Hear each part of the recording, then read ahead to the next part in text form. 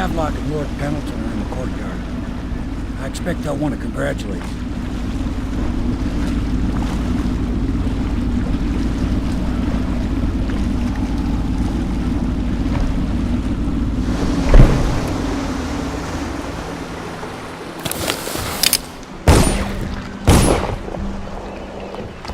He's alive. Thank you, Corvo, thank you. My uncle's a good man, and one day he'll prove it. Here. I know you did this for the right reasons, but I want you to take this as a reward. It's an old heirloom one of my aunts gave me.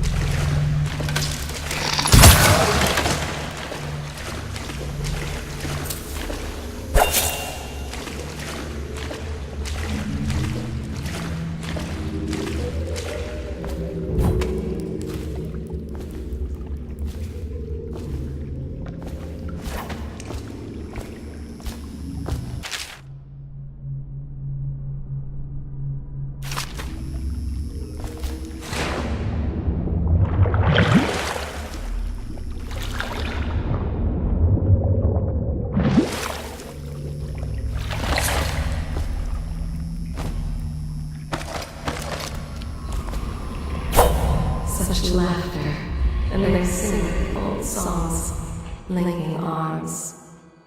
But that was from a happier time.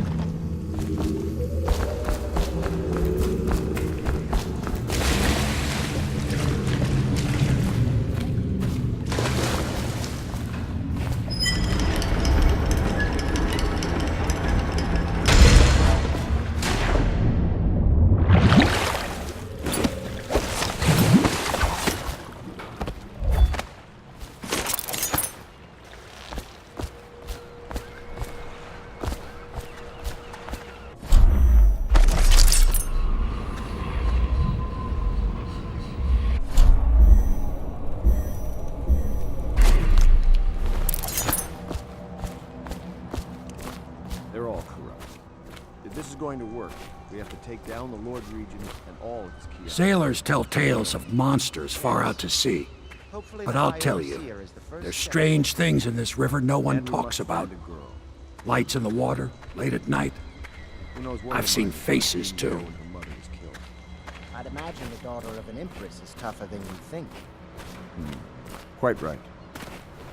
You did it! Somehow you took down the High Overseer Campbell against the odds. I knew you were our man, Corvo. With Campbell gone, we've hurt the Lord Regent immeasurably.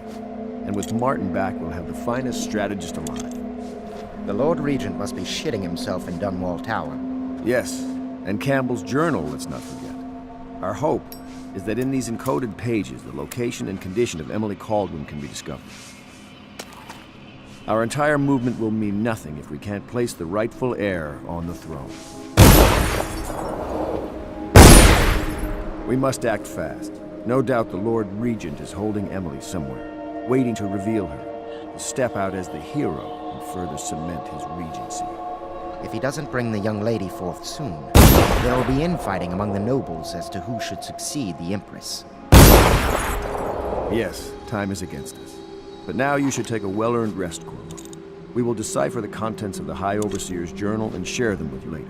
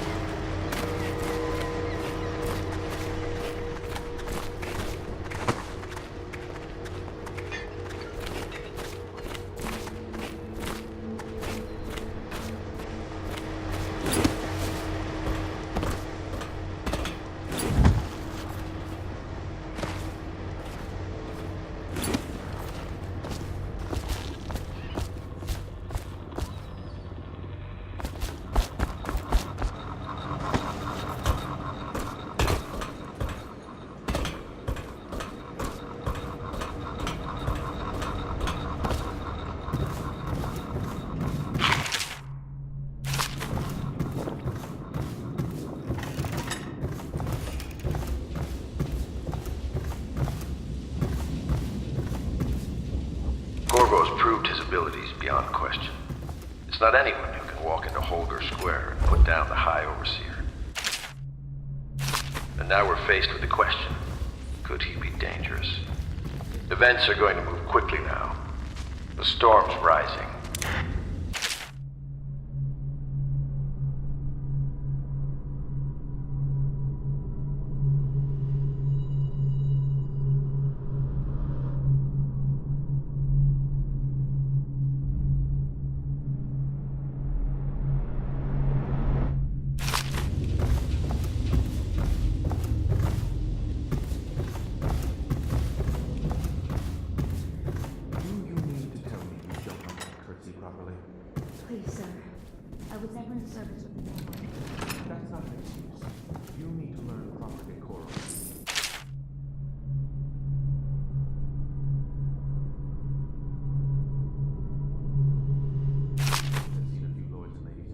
Memoir, Chapter 28. Waverly, Waverly, Waverly. The very name sweeps one away. She came into our cold marble hall and brought light and warmth. She changed our lives forever. It was only later I realized she was a traitorous little weasel, like all the Boyles. The entire known world don't know how to curtsy. But she took the child, and she's not even here. No one knows where she is. Well, our masters are just the people to find her, I'll have you know. Please learn your manners before then. My father served in the field under General Pendleton, where he took the wound that crippled him. I hope I will do no less if called upon. Until then, well, there is plenty of silver to polish.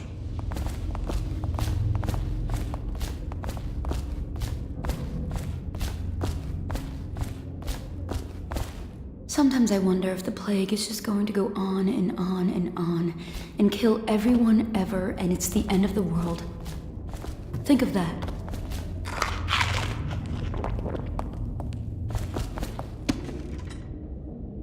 This can't happen. You do Stop it. Have you lost your senses?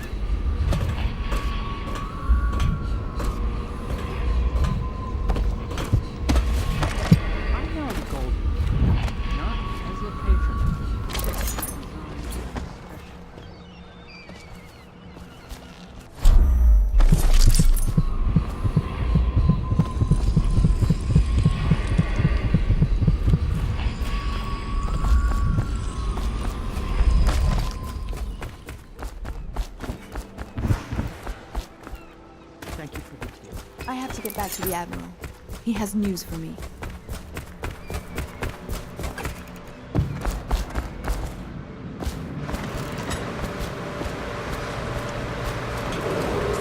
It is every citizen's duty to report treasonous speech and action.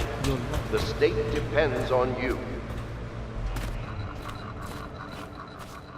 Ah, hello, Corvo.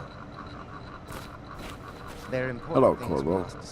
I expect Martin will be joining us shortly. I hate to start your day with such a strange matter, but the servants heard something last night, moving through the storm drains beneath the building.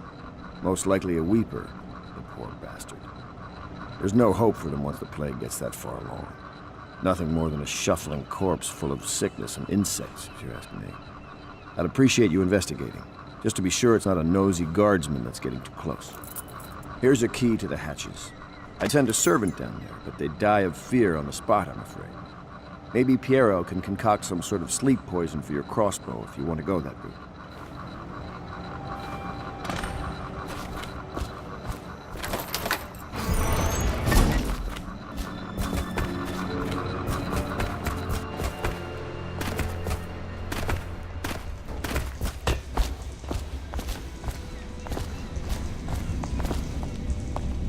Corvo, my friend, do you need ammunition or weaponry? Would you like me to craft something for you?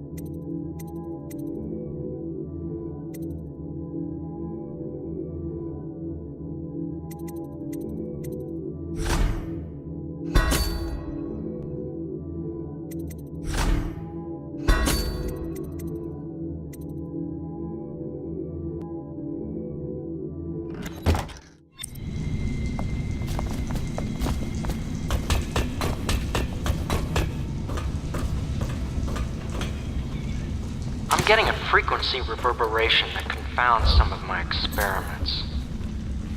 I suspect there are some kind of empty chambers beneath this building. In a district this old, anything is possible.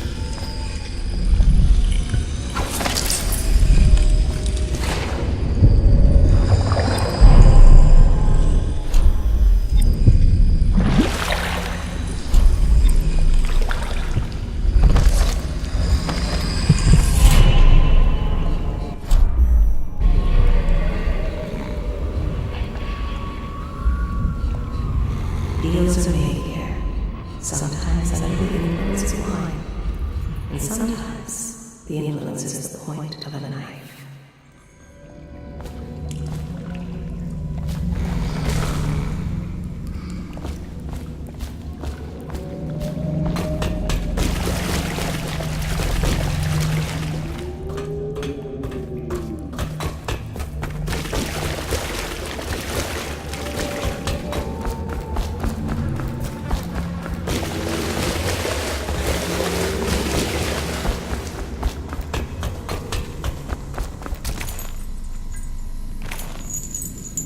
You went down there in the sewers? I thought I heard a Weeper in there earlier. You're probably the bravest man I've ever met. Overseer Martin has arrived. He's with Admiral Havelock now. They want to talk to you.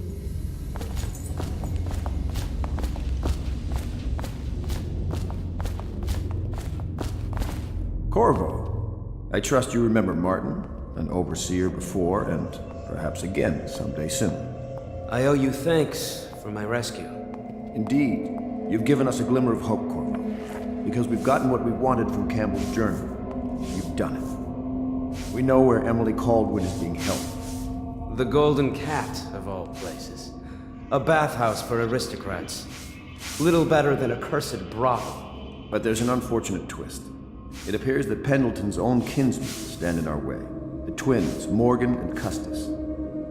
Not only are they controlling Emily, but they have the controlling parliamentary votes we so desperately need. Yes, the Pendletons have to die. But most importantly, Emily must be brought here safely so we can protect her until the Lord Regent and his entourage have been dealt with. Pendleton's waiting for you on the dock. He's asked to brief you personally. I think it's best. Campbell's book appears to contain much more than we expected. He was blackmailing a number of highly ranked... If I were years younger, I'd be doing your job myself. Don't think I couldn't. I used to climb that rigging like a monkey.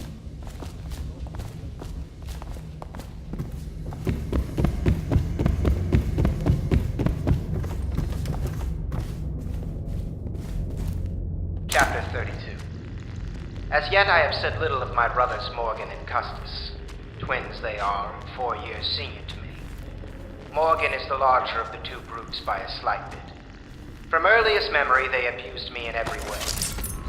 I'm not the first to claim their elder siblings were cruel, but my was unique, I promise you. At the tender age of 5, they tied me to the crib and set inside it assorted vipers they had collected over several weeks. My howls and my breathing were muffled by a blanket, and so it was hours before the nurse found me, barely alive. I had kicked a few serpents to a pulp and others had slithered away, but not before I'd been bitten a dozen times or more on my legs, arms, and face. The wounds kept me convalescing for months while those two got away with barely a tongue lashing. Wallace! Bring me wine. Tomorrow I will regale you with the special gift they gave me on my 10th birthday party.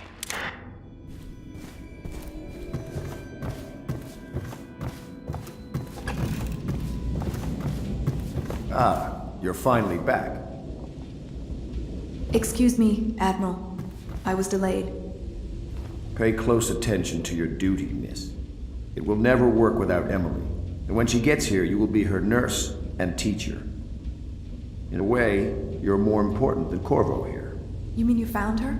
We have her location, and I'm sure Corvo will whisk her back here in no time. You, Miss Kurnow, are tasked with tending to the most important person in the Empire. Tend to her every need. Educate her. Train her in graces. Cut her meat, if you must. Do whatever is needed. Do you understand? Yes, sir.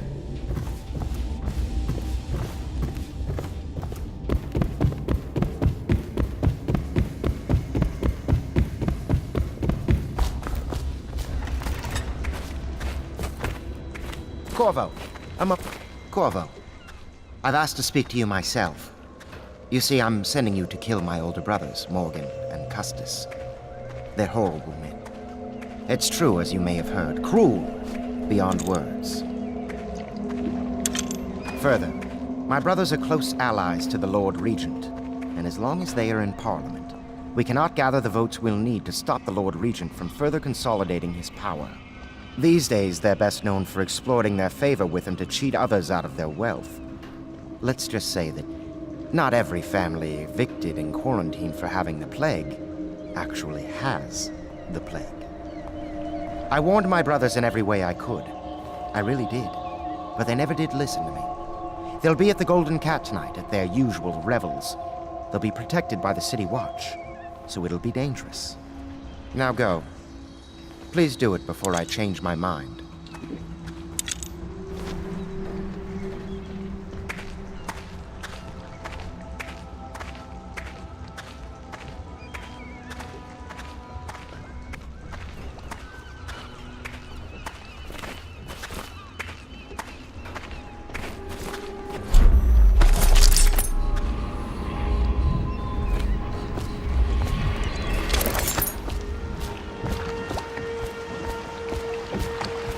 I'll take you to the Golden Cat when you're ready. I've taken Lord Pendleton enough times, believe me.